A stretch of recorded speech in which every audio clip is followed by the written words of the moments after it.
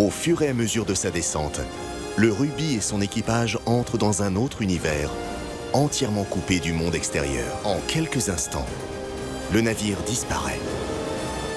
On ne le voit plus, on ne l'entend plus. Aucune machine n'est aussi difficile à fabriquer qu'un sous-marin nucléaire.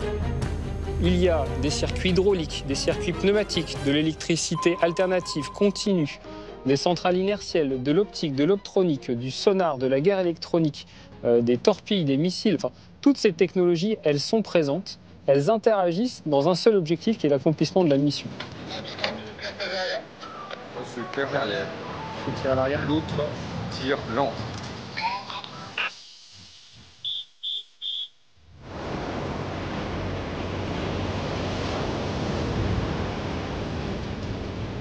Comme tous les sous-marins à propulsion nucléaire, le Ruby possède un énorme avantage par rapport aux sous-marins classiques à moteur diesel, son autonomie.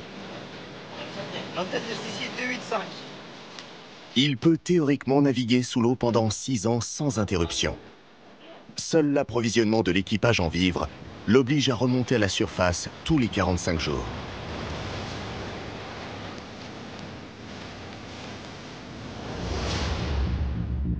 Situé au milieu du navire et isolé par 2 sas étanches, le réacteur nucléaire est le cœur du Ruby.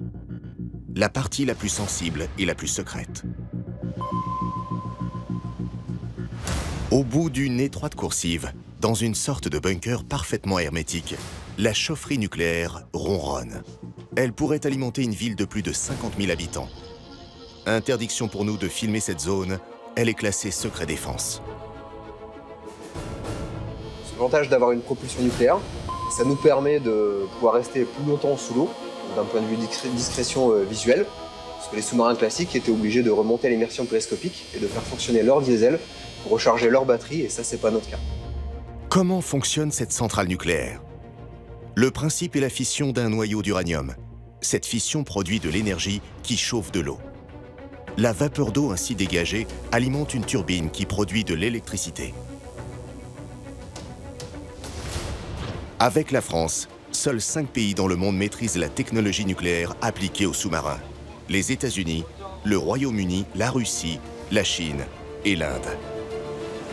En plus de l'autonomie, le nucléaire présente un avantage majeur, la discrétion. La navigation est aussi silencieuse que celle d'un voilier. Le bruit du moteur est presque indétectable.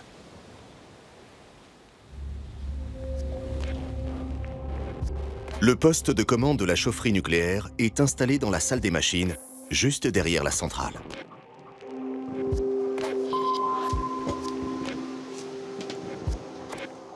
C'est ici, dans ce labyrinthe tapissé d'alternateurs et d'armoires électriques, que l'énergie produite par la centrale nucléaire est distribuée.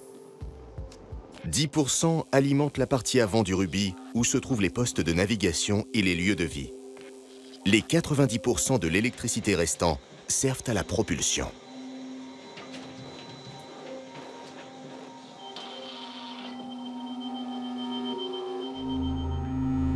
À l'extrême arrière du bâtiment se situe la motorisation.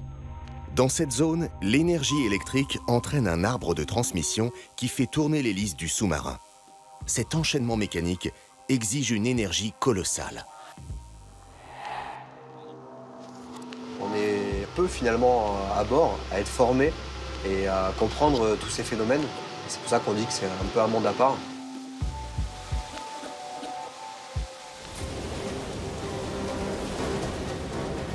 La partie du sous-marin qui se dresse au-dessus de la coque, appelée massif, permet la navigation en surface et facilite l'observation aérienne et navale. Regardez 165.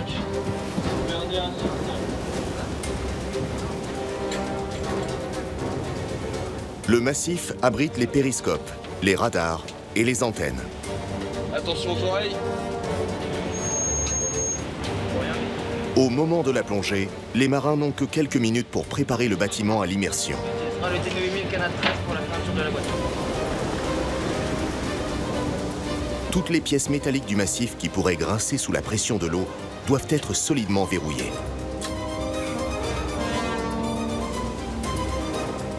Le but est d'être le plus silencieux possible.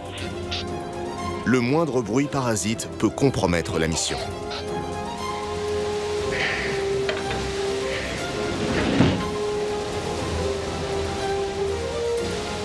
On va quand même aller à 300 mètres d'immersion avec une chaufferie nucléaire 10 mètres derrière, plusieurs centaines de kilos de TNT d'armes 10 mètres devant, dans des endroits qu'on ne peut pas voir. Ça reste un métier compliqué et dangereux.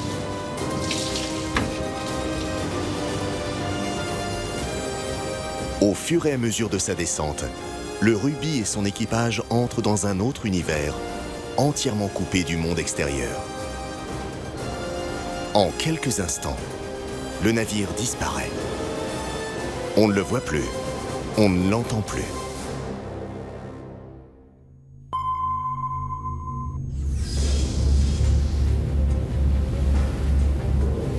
Sous l'eau, le sous-marin entame son voyage secret et fascinant.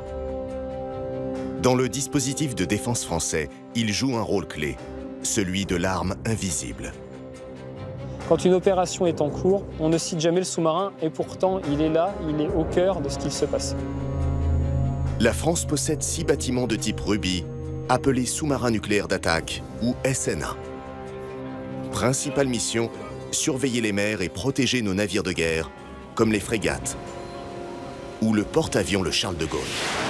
Nous avons ensuite les missions de lutte anti-sous-marine, plus communément pistage d'autres sous-marins, les missions de lutte anti-navire, être capable de couler ou de pister un groupe aéronaval d'un autre pays, les missions de renseignement qui nous occupent actuellement énormément, qui consistent à aller recueillir du renseignement au large de côtes d'autres pays. Situation surface claire. Les 6 SNA de type Ruby peuvent lancer des torpilles et des missiles et couler des navires ennemis.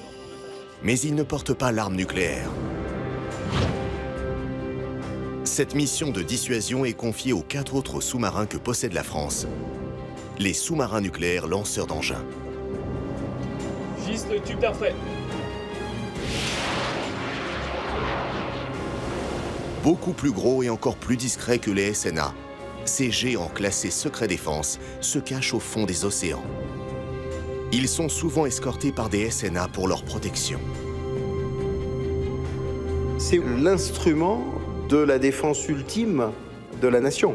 Et c'est devenu cet instrument pour toutes les nations du Conseil de sécurité. Et c'est une aspiration pour d'autres nations.